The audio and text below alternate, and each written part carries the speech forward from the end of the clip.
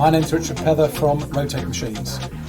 We frequently exhibit and we're always looking at ways to improve what we do when we go to an exhibition.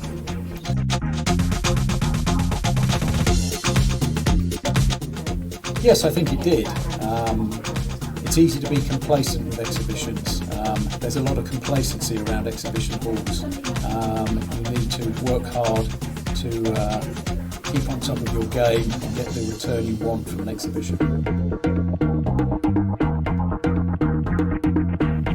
I think looking at the squad, the training of the squad, the preparation for the show, and implementing that training when you're at the event.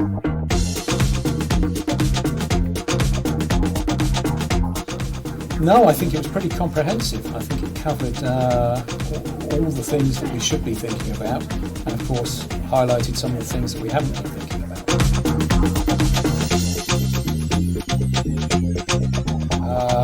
Not so much at the moment. We have worked with DIT, DTI for many years. It's fallen away lately. I think as a result of this we'll be picking that up.